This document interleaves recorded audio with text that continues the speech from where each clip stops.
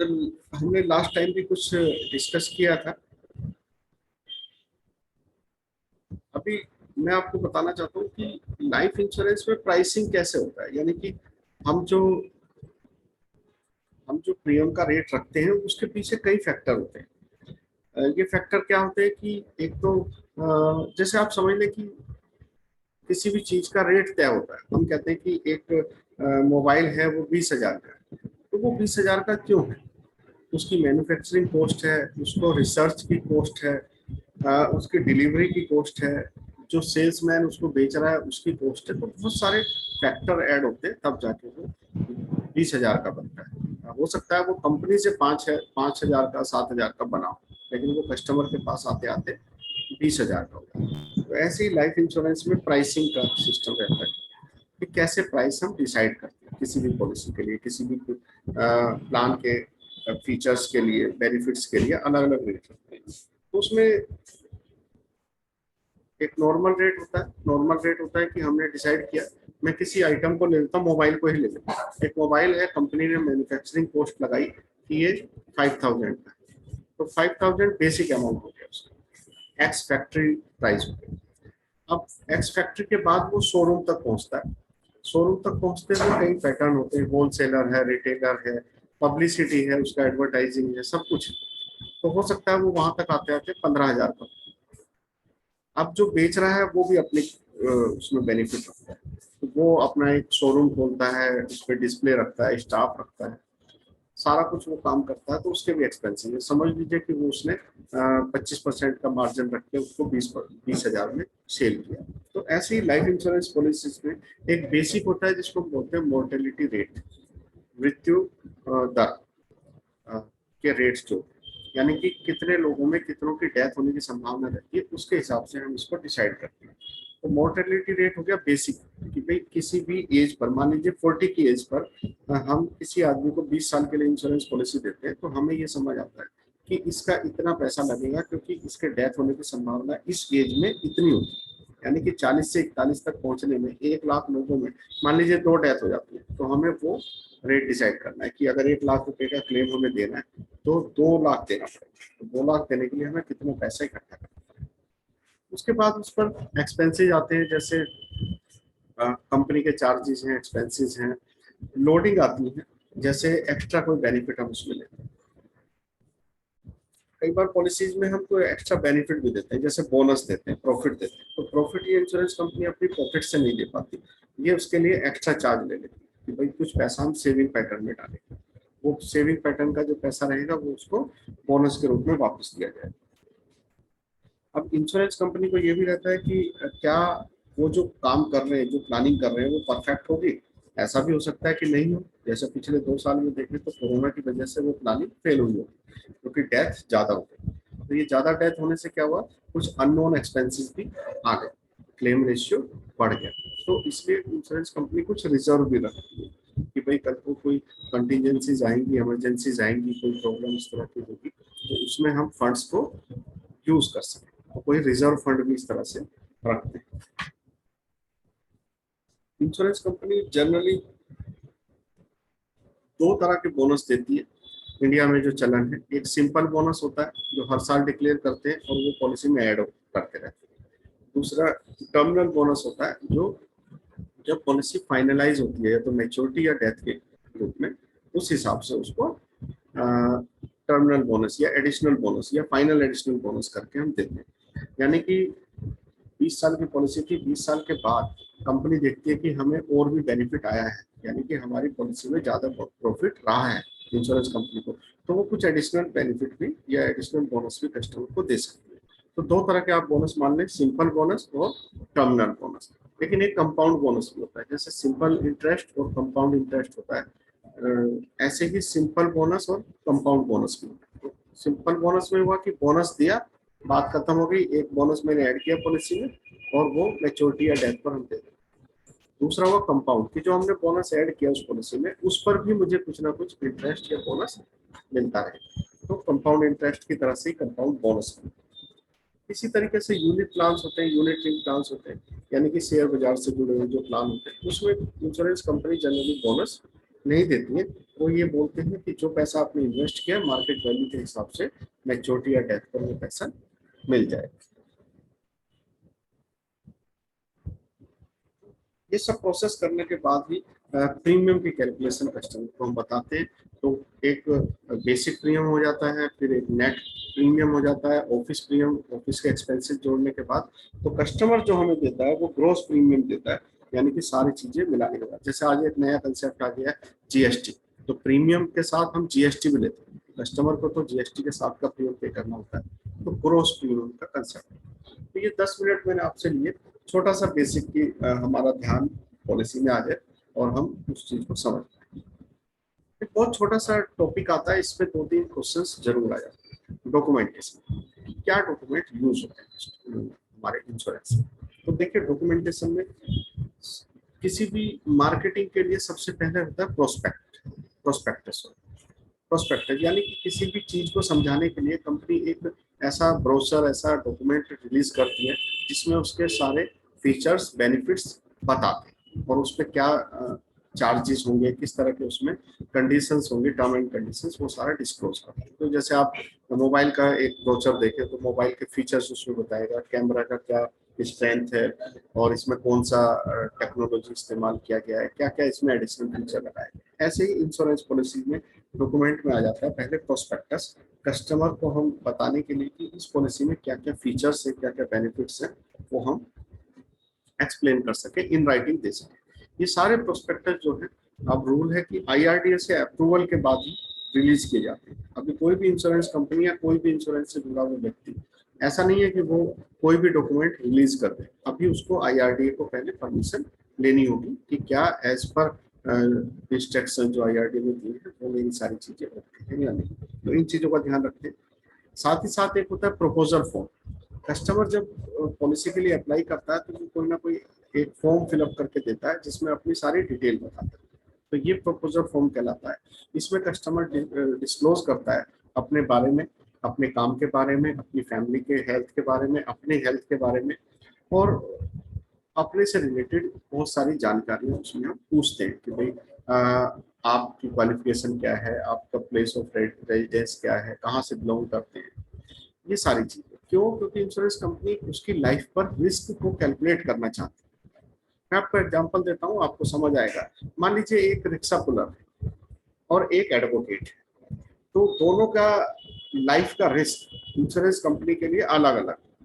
Rickshaw puller का lifestyle insurance company को समझ आता है कि इसका लाइफस्टाइल पुअर होगा, इसका हेल्थ मेंटेनेंस भी पुअर होगा, इसका खान पीन भी हल्का होगा, अगर ये बीमार हो जाएगा तो ये ट्रीटमेंट भी हल्का लेगा। लेकिन एडवोकेट का मुझे मालूम है, वो एजुकेटेड है, उसका लाइफस्टाइल अच्छा होगा, वो कॉन्शियस होगा अपने हेल्थ के लिए और वो चीज़ों को समझता होगा। अगर बीमार हो गया तो वो अच्छी जगह ट्रीटमेंट कराएगा और इंस्ट्रक्शंस को फॉलो करेगा।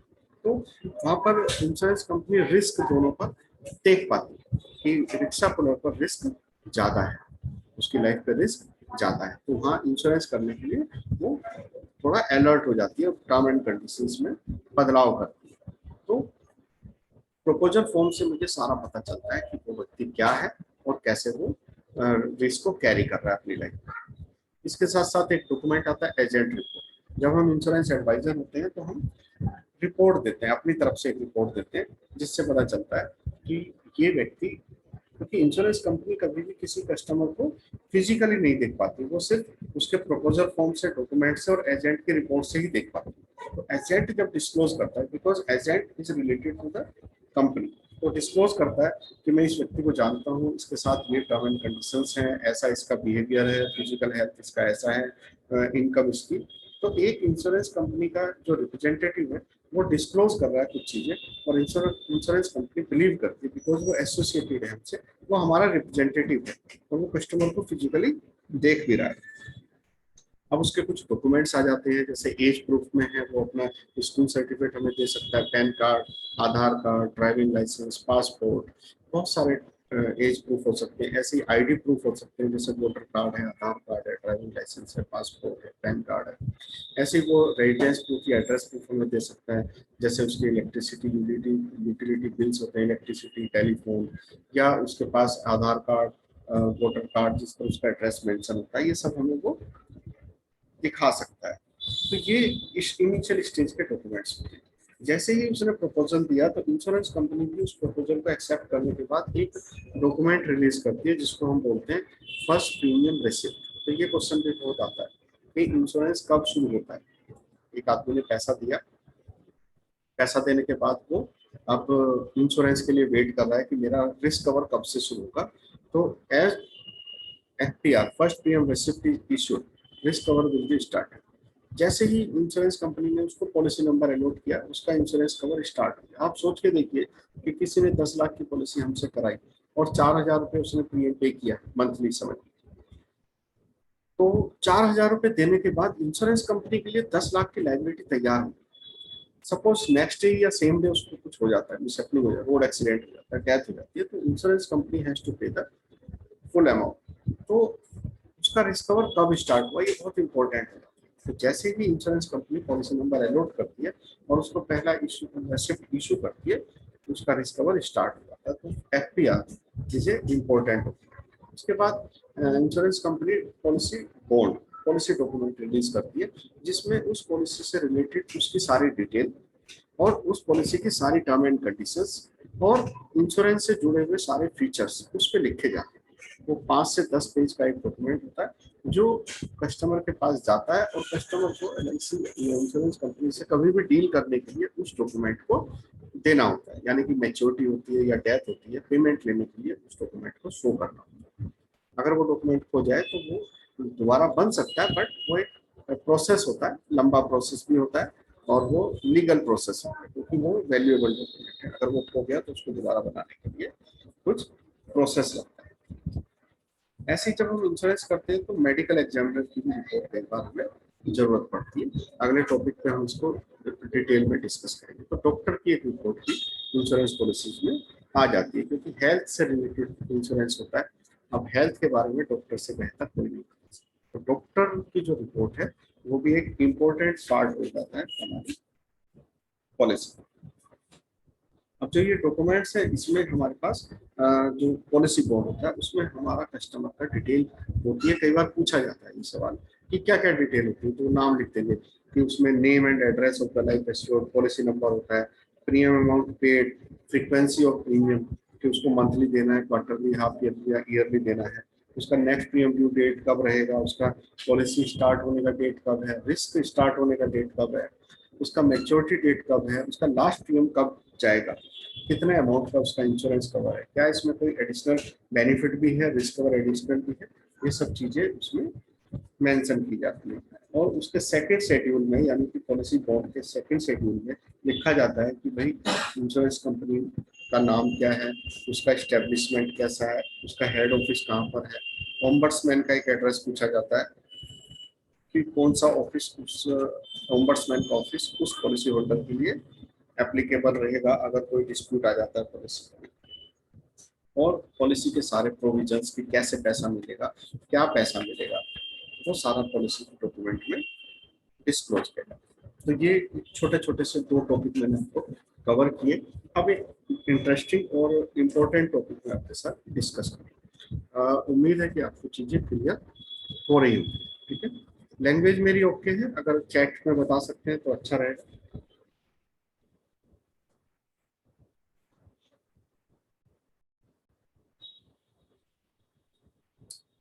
चलिए मैं आगे बढ़ता हूँ, अगर कोई क्वेरी हो तो आप बता सकते हैं। देखिए जैसे हम सिनेमा थिएटर में जाते हैं, कई बार सिनेमा थिएटर में जाते हैं तो हम देखते हैं कि हमारा एंट्री गेट होता है और वहाँ पर एक चेकर बैठा था जो टिकट भी चेक करता है और हमें आजकल तो जो मशीन से भी चेक करते हैं, कोई टेररिस्ट वगैरह वाला इशू तो नहीं है, प्रॉब्लम तो। और उसमें जब थिएटर में चले जाते हैं मूवी देखते हैं उसके बाद एक एग्जिट गेट होता है जिससे हम बाहर निकल आते हैं। ऐसे ही लाइफ इंश्योरेंस में भी 2 गेट, एंट्री गेट और एग्जिट गेट। बस फर्क इतना होता है कि थिएटर में एग्जिट गेट पर कोई नहीं होता, हमारे यहाँ एग्जिट गेट पर भी एक चेकर होता है। तो उसको समझ लेते हैं कि एंट्री गेट क्या है। जब कोई कस्टमर पॉलिसी लेना चाहता है, इंश्योरेंस कराना चाहता है, तो इंश्योरेंस कंपनी चेक करती है कि weather he is eligible for that और नॉट। हम सब लोगों का इंश्योरेंस नहीं कर सकते, सब लोग एलिजिबल नहीं हो सकते पॉलिसी लेने के लिए। उसमें उसका हेल्थ और वेल्थ का कंसेप्ट रहे, तीन तरह की चीजें हम उसमें देखते हैं, जो मैं एक्सप्लेन करूंगा आपको, इंटरेस्टिंग भी लगेगा आपको, और आपको एग्जाम में अपीयर होने के लिए बहुत सारी चीजें इससे क्लियर हो गई। तो अंडर राइटिंग, अंडर राइटिंग, बीमांकन, बीमे को आंकना, कोई प्रपोजल हमारे पास आया है उसको आंकना। तो इंश्योरेंस कंपनी के पास एक अंडर राइटर होता है, जोखिम आंकन करता होता है, जो जोखिम को, उस कस्टमर के ऊपर जो रिस्क है उसको आंकता है, देखता है, कैलकुलेट करता है, और तब वो परमिशन देता है कि whether insurance is to be approve और नॉट। तो अंडर राइटर के दो काम हो गए। उसका काम हो गया टू प्रिवेंट एंटी सिलेक्शन और सिलेक्शन अगेंस्ट इंश्योरेंस, यानी कि ऐसा सिलेक्शन नहीं करना है, उसको अवॉइड करना है जो इंश्योरेंस कंपनी के अगेंस्ट जाता है। सिंपल सी बात है, अभी किसी ने बोला कोरोना है, किसी व्यक्ति को कोरोना है, वो एडमिट है और वेंटिलेटर पर, तो क्या आप समझते हैं कि उसका इंश्योरेंस हो सकता है? डेफिनेटली उसका इंश्योरेंस नहीं हो सकता, बिकॉज अभी वो हाई रिस्क पे है, उसकी लाइफ पे रिस्क है। और जब उसकी किसी भी व्यक्ति की लाइफ पे सामने से रिस्क दिखाई देगा तो इंश्योरेंस नहीं होगा। मैंने जैसे पहले भी बताया था कि इंश्योरेंस जो है अनसीन इवेंट के लिए होता है। अगर कंफर्म हो जाए कि ये इवेंट होगा, उसके लिए इंश्योरेंस नहीं है। लाइफ में डेथ कंफर्म है बट टाइमिंग अनसर्टेन है, तो इंश्योरेंस हमेशा अनिश्चितता, अनसर्टेनिटी के लिए होता है। जो चीज घट तो सकती है लेकिन होगी कि नहीं होगी पता नहीं है, और डेथ के केस में कि डेथ कब होगी ये पता नहीं है, तो इंश्योरेंस हो पाता है। तो टू प्रिवेंट एंटी सिलेक्शन, कि गलत आदमी का इंश्योरेंस ना हो जाए, क्योंकि वो इंश्योरेंस कंपनी के लिए हार्मफुल होगा। और इंश्योरेंस कंपनी एक पूलिंग ऑफ रिस्क पे काम करती है, यानी कि बहुत सारे लोगों का पैसा लेके कुछ लोगों को रिस्क कवर देती है। वो सबको रिस्क कवर देती है बट कुछ लोगों का जो रिस्क आ जाता है उसको पेमेंट करती है। और सेकंड उसका काम होता है to classify the risk and ensure equally among risk, यानी कि उसको क्लासिफाई भी करना है, किसी आदमी के ऊपर कम रिस्क होगा, किसी के ऊपर ज्यादा रिस्क होगा, तो क्लासिफाई करना, उसके अकॉर्डिंग उसको अप्रूवल देना। अब ये रिस्क क्लासिफाई कैसे करना है? रिस्क क्लासिफिकेशन का उसके पास तरीका है, लाइफ को कैटेगराइज किया गया है स्टैंडर्ड और नॉन स्टैंडर्ड। स्टैंडर्ड मीन्स वो हेल्दी है, उसके लिए कोई भी इंश्योरेंस कंपनी को एक्स्ट्रा अलग से रिस्क नहीं दिखाई देता है, लेकिन सब स्टैंडर्ड लाइफ में एडिशनल रिस्क दिखाई देता है। कैसे?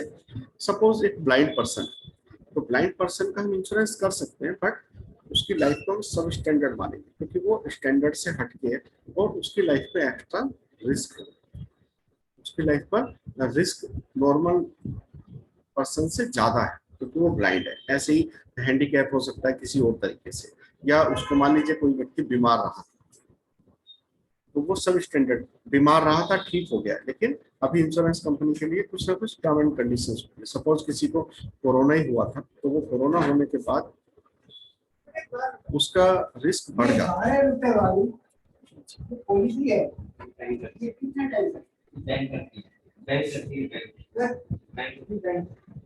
तो सब स्टैंडर्ड, स्टैंडर्ड एंड सब स्टैंडर्ड लाइफ कैलकुलेट करते हैं। सब स्टैंडर्ड में हुआ कि इंश्योरेंस कंपनी पहले से ही अंदाजा लगाती है कि इसकी लाइफ का रिस्क नॉर्मल लाइफ के मुकाबले ज्यादा है।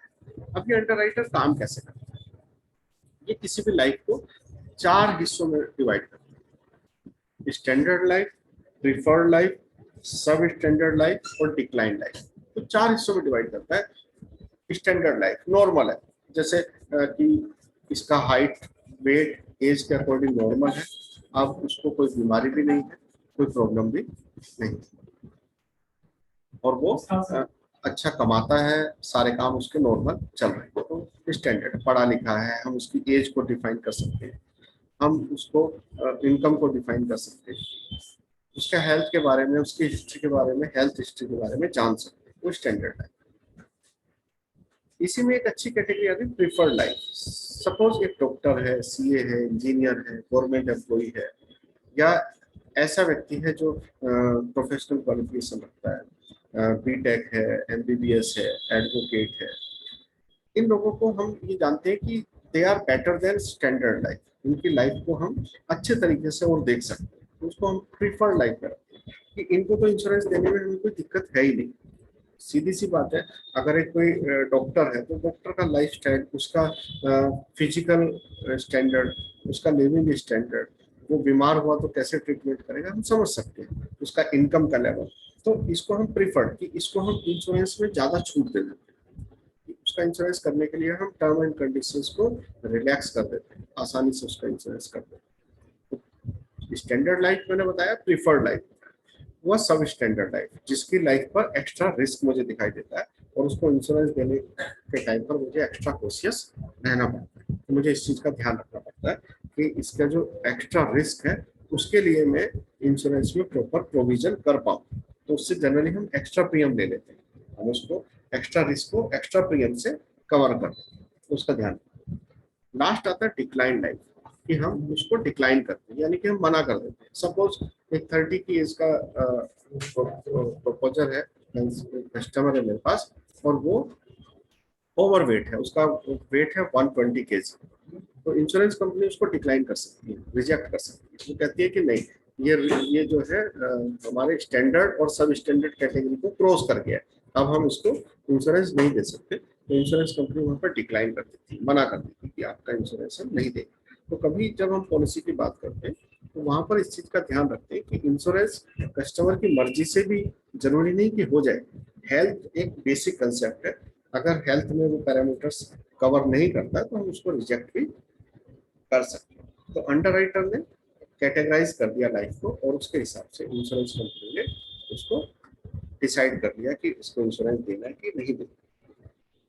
अब ये अंडरराइटर डिसाइड कैसे करता है, ये तो ऑफिस में बैठा हुआ है, तो ये डिसाइड करने के लिए उसके पास कोई पैटर्न बना हुआ है, उसने कोई प्रोसेस अपनाया है। तो प्रोसेस का जो तरीका है, जो सिलेक्शन का तरीका है, उसको एक तो हम कह सकते हैं कि फील्ड लेवल का है, जैसे इंश्योरेंस एडवाइजर है या मार्केटिंग के लोग हैं जो उस कस्टमर से मिलते हैं, वो अपनी रिपोर्ट देते हैं और इंश्योरेंस अंडरराइटर जो है वो उन रिपोर्ट्स के आधार पर कुछ डिसाइड कर सकते हैं।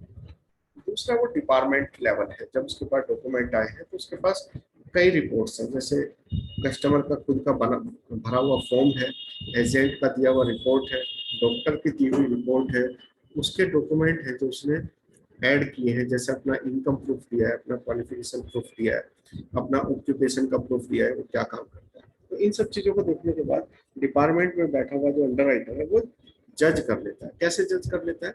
दो तरीके से। एक तो वो ये देखता है कि एक पैटर्न बन गया कि 10th पास, 12th पास या अनपढ़ या प्रोफेशनल या पोस्ट ग्रेजुएट, इसके लिए उसने कोई पैरामीटर बना दिया। दूसरा उसके इनकम के लेवल से पैरामीटर बना दिया।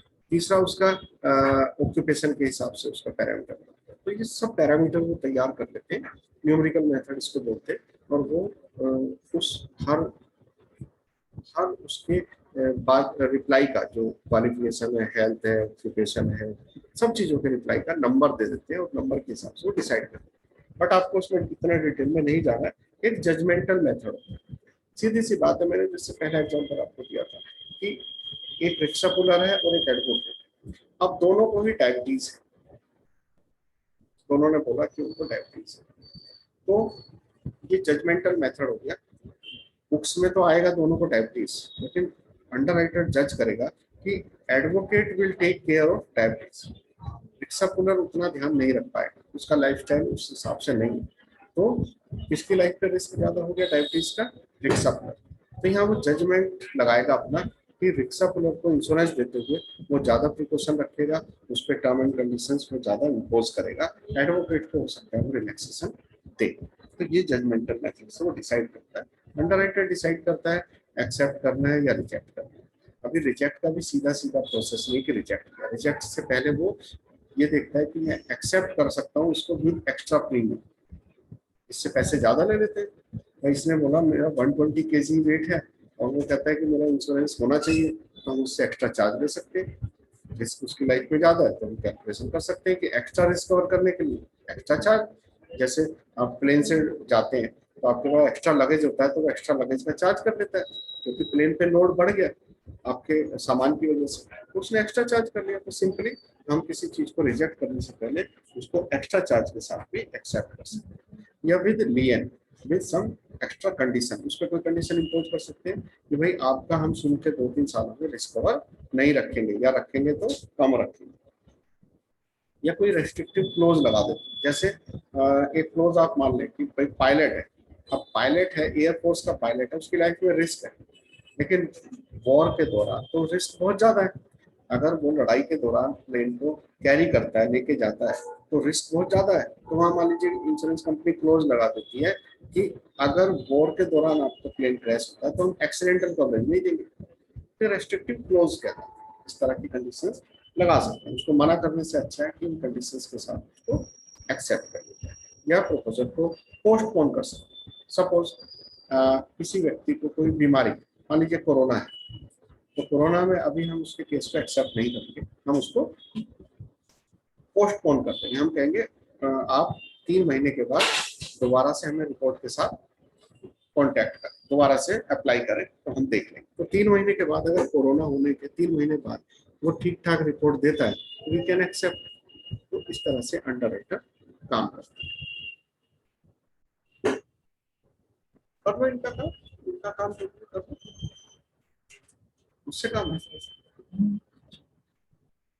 चलिए, तो अंडरराइटर के छोटे छोटे काम होते हैं, वो मेडिकल और नॉन मेडिकल कैटेगरी में लोगों को रख सकता है। इसके लिए पैरामीटर बने होते हैं। फीमेल इंश्योरेंस थोड़ा सा टफ होता है, मेल के मुकाबले उसकी लाइफ के रिस्क ज़्यादा होते हैं। एक रिस्क ये है कि उसका चाइल्ड बर्थ का रिस्क ज़्यादा होता है, तो उसके लिए टर्म एंड कंडीशंस रखी जाती है। दूसरा, फीमेल में अगर हम देखेंगे अपने इंटीरियर रूरल एरियाज में, तो लाइफ का स्टैंडर्ड मेल के मुकाबले कई बार हल्का मिलता है। तो फीमेल इंश्योरेंस में भी एक्स्ट्रा टर्म एंड कंडीशंस के हिसाब से अंडरराइटर देखता है। ऐसे ही माइनर का इंश्योरेंस, जो छोटा बच्चा है उसकी हेल्थ के बारे में कोई कुछ नहीं बता सकता है। 1 साल के बच्चे की हेल्थ के बारे में कोई पैरामीटर नहीं है कि वो उसके ब्लड टेस्ट और सब करेंगे तो पता चल जाएगा। जैसे जैसे वो ग्रो करता है वैसे वैसे उसकी हेल्थ के बारे में पता चलता है। तो माइनर के इंश्योरेंस में भी अंडरराइटर अलग तरीके से देखता है। ऐसे ही लार्ज सम एश्योर्ड, बड़े सम एश्योर्ड की पॉलिसी, मान लीजिए 1 लाख, 10 लाख और 1 करोड़ की पॉलिसी करने के लिए अंडरराइटर का जो पैरामीटर है वो डिफरेंट होगा। 1 लाख पे वो इनकम प्रूफ और हेल्थ प्रूफ नहीं मांग रहा, 10 लाख पे वो हेल्थ प्रूफ मांग रहा है, 1 करोड़ पे वो हेल्थ प्रूफ नहीं मांग रहा है, वो इनकम प्रूफ भी मांग रहा है। तो इस तरह से वो काम करता है। ऐसी ऑक्यूपेशन 3 तरह के खतरे लाइफ में माने गए। अच्छा, जैसे ही हमारा लिंक हट जाएगा, क्योंकि ये ना टाइम बाउंड होती है, फ्री वाली मीटिंग होती है, तो आप उसमें दिक्कत ना समझे। आपको मैं दूसरा लिंक भेज रहा हूँ, उस लिंक से आप तुरंत इस पे आ सकते हैं। ये आपके पास मैंने भेज दिया है। जब इस मीटिंग को ओवर होंगे तो उस मीटिंग से आप ज्वाइन करें।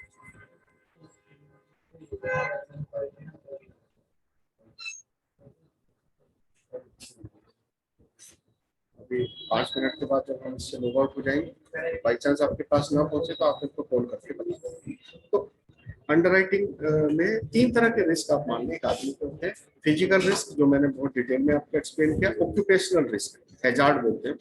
तो ऑक्यूपेशनल हैजार्ड होगा काम करने का, आप समझ सकते हैं, ऑफिस में काम करने वाला और माइंस में काम करने वाला, या ड्राइवर या इलेक्ट्रिकल सप्लाई पे काम करने वाला आदमी की लाइफ में रिस्क डिफरेंट होते हैं ना। तो जहाँ ज्यादा रिस्क होता है वहां पर उस रिस्क के हिसाब से भी हम पॉलिसी को एक्सेप्ट या रिजेक्ट करते हैं। और या ऑक्यूपेशन के आधार पर जनरली रिजेक्ट नहीं करते हैं, तो उससे एक्स्ट्रा प्रीमियम ले लेते हैं क्योंकि उसकी लाइफ का रिस्क ज्यादा है। तीसरा एक हैजार्ड हमारा होता है जिसको बोलते हैं मोरल हैजार्ड, नैतिक जोखिम। किसी भी व्यक्ति की सोच, आचार विचार, उसका हैबिट्स क्या है, इन सब चीजों से भी उसकी लाइफ में रिस्क बढ़ता है। सपोज एक आदमी ऐसी सोसाइटी में रहता है जहाँ क्रिमिनल्स हैं या जहाँ ड्रिंक बहुत करते हैं, नशा करते हैं, तो उसकी लाइफ में रिस्क आ जाता है ज्यादा। तो ऐसे लोगों को भी हम मोरल हैजार्ड कैटेगरी में, अगर कोई टेररिस्ट एक्टिविटीज से जुड़ा हुआ व्यक्ति है तो उसकी लाइफ में रिस्क बढ़ जाता है, तो हम उसको भी देख के चलते हैं। तो ये 3 तरह के रिस्क को हम चेक करते हैं। अब ये रिस्क पता कैसे चलता है? तो ये रिस्क सारे पता चलते हैं कस्टमर के प्रपोजल फॉर्म से, वो अपनी डिटेल देता है। उसके बाद हमारे पास मेडिकल रिपोर्ट होती है, एजेंट रिपोर्ट होती है, और उसके अपने डॉक्यूमेंट्स होते हैं, प्रूफ्स होते हैं। उन सब चीज़ों से पता चलता है। अगर उसको कोई बीमारी है तो बीमारी की ग्रेविटी होती है, हर बीमारी का अलग अलग लेवल होता है। कोई बीमारी समय के साथ रिस्क पैदा करती है, कुछ बीमारी समय के साथ रिस्क कम हो जाता है। जैसे टीबी है, टीबी में जैसे जैसे टाइम बीतेगा रिस्क कम होता चला जाएगा। कैंसर है, जैसे जैसे टाइम बीतेगा रिस्क बढ़ता चला जाएगा। तो वो अंडर राइटर इन सब चीजों की एक्सपर्टाइज रखता है और वो डिसाइड करता है। तो ये मैंने आपको बताया कि कैसे हम कस्टमर जो एंट्री गेट पर बैठा हुआ व्यक्ति है इंश्योरेंस कंपनी में, अंडर राइटर कहलाता है, वो चेक करता है कि कैसे हम इस व्यक्ति को इंश्योरेंस देंगे और किस कंडीशंस पर देंगे। बिल्कुल इसी तरीके से एक दूसरा टॉपिक आता है जो एग्जिट गेट पर बैठा हुआ है, that is called claim departments या क्लेम पेमेंट। जब कस्टमर पॉलिसी कराता है तो उसका पर्पज होता है कि उस पॉलिसी में जो एश्योरेंस दिया गया है, जो प्रॉमिस किया गया है, वो पूरा हो। प्रॉमिस दो तरह के होते हैं। एक हम प्रॉमिस करते हैं कि in case of death insurance company को दे दिस अमाउंट, या इन केस ऑफ सर्वाइवल अगर वो टर्म पूरा होता है, समय पूरा होता है, तो हम उसको क्या बेनिफिट देंगे। तो हमारे पास लगभग दो तरह के कंसेप्ट दिखाई देते हैं कि इन केस ऑफ मैच्योरिटी और इन केस ऑफ डेथ। लेकिन टोटल ये 5 कंसेप्ट बैठते हैं जब कस्टमर इंश्योरेंस कंपनी को छोड़ के जाता है तो, या इंश्योरेंस कंपनी को उसमें पेमेंट देना। तो 5 कंसेप्ट होते हैं, शॉर्ट में बता देता हूँ। एक होता है सर्वाइवल बेनिफिट मनी बैक। कई पॉलिसीज में ये डिसाइड होता है कि हम टाइम टू टाइम उसमें कुछ पैसा देंगे, तो मनी बैक जनरली हम बोलते हैं। तो इसमें 5, 10, 15, 20 साल के बाद पॉलिसी में पैसा मिलता है, तो इसको सर्वाइवल बेनिफिट बोलते हैं। ये भी एक पैसा देने की प्रक्रिया है, वो क्लेम्स का काम आता है। दूसरा आता है मैच्योरिटी, कि भाई पॉलिसी कम टर्म पूरा हो गया, अब उनसे फाइनल पेमेंट। तीसरा आता है कि कस्टमर बीच में कई बार पॉलिसी को तोड़ना चाहता है, इसको बोलते हैं सरेंडर। और कस्टमर कहता है कि मेरे को 20 साल की पॉलिसी थी, बट आफ्टर 12 ईयर्स मेरे को पैसे की नीड है, अब मैं पॉलिसी कंटिन्यू नहीं करना चाहता, तो मैं उसको ये बेनिफिट देता हूँ कि वो अपनी पॉलिसी को सरेंडर कर सकता है और अपनी पॉलिसी को बंद करके बेनिफिट ले सकता है। एक हमारा जो कंसेप्ट होता है वो होता है क्रिटिकल इलनेस का। ये भी एक बार क्वेश्चन आता है कि क्रिटिकल इलनेस राइडर के बेनिफिट क्या होते हैं। क्रिटिकल इलनेस बेनिफिट होता है अगर पॉलिसी होल्डर ने पॉलिसी कराई और ये वाला बेनिफिट उसने चूज किया, तो उसमें एक लिस्ट होती है लगभग 15 बीमारियों की। ये क्रिटिकल डिसीज है, जैसे कैंसर है, हार्ट अटैक है, ब्रेन स्ट्रोक है, पैरालिसिस है, किडनी फेलियर है, ब्लाइंडनेस है, इस तरह का। तो अगर ये कोई बीमारी आ जाती है, इलनेस आ जाती है, तो उस केस में अगर कस्टमर बीमार होने के 28 दिन तक जीवित रहता है तो हम ये बेनिफिट उसको देते हैं। मान लीजिए उसने 5 लाख का क्रिटिकल इलनेस बेनिफिट लिया, तो उसको बीमारी हुई, बीमारी होने के बाद वो जीवित रहा 28 दिन तक, तो हम उसको ये 5 लाख रुपए का पेमेंट करते हैं, क्योंकि उसकी लाइफ बहुत टफ हो गई। तो अब उसको बीमारी हो गई है, अब उसके खर्चे बढ़ गए हैं, इनकम का भी हो सकता है उसका रिस्क आ गया हो, क्योंकि बीमारी में वो हो सकता है उसकी इनकम भी खत्म हो जाए। तो इंश्योरेंस का बेनिफिट उससे मिलता है कि हम उसे क्रिटिकल इलनेस सम एश्योर्ड पे करते हैं। तो इन तरीके से हम उसको कस्टमर को पे करते हैं। अब आप देखेंगे कि डेथ के अलावा बाकी सब चीजों में कस्टमर अवेलेबल है, चाहे हम सर्वाइवल बेनिफिट देते हो, क्रिटिकल इलनेस देते हो, सरेंडर देते हो, या मैच्योरिटी देते हो। इन चारों कैटेगरी में कस्टमर अवेलेबल है। हम कस्टमर को आइडेंटिफाई कर सकते हैं उसके आईडी प्रूफ से, उसके सिग्नेचर से, उसके पॉलिसी बॉन्ड से, डॉक्यूमेंट से। लेकिन डेथ के केस में कस्टमर नहीं होता है, अब उसका नॉमिनी आता है पैसे में, और नॉमिनी का हमारे पास जनरली ऐसा कोई आइडेंटिफिकेशन नहीं होता। तो we have to be very careful. Insurance company बहुत सावधानी से क्लेम पेमेंट करती है कि गलत पेमेंट ना हो जाए और कम या ज्यादा पेमेंट। तो क्लेम पेमेंट के टाइम पर इंश्योरेंस कंपनी को जो क्लेम डिपार्टमेंट है एक्स्ट्रा क्वेश्चंस के साथ वो काम करता है। अब कैसे पता चलेगा कि किसी व्यक्ति की डेथ है? तो सिंपल सी बात है, डेथ सर्टिफिकेट से पता चलेगा। और डेथ सर्टिफिकेट नकली भी बन सकता है, तो ये जो डिपार्टमेंट है उसको ध्यान रख देना होता है कि भाई कहीं कोई चीटिंग ना हो जाए, कोई फ्रॉड ना हो जाए। क्यों? क्योंकि इंश्योरेंस का जो पैसा है वो किसी कंपनी का पैसा नहीं है, वो सभी पॉलिसी होल्डर्स का पैसा है। इतने लोगों ने मिलकर पैसा दिया है, उसी में से क्लेम का भुगतान किया जा रहा है।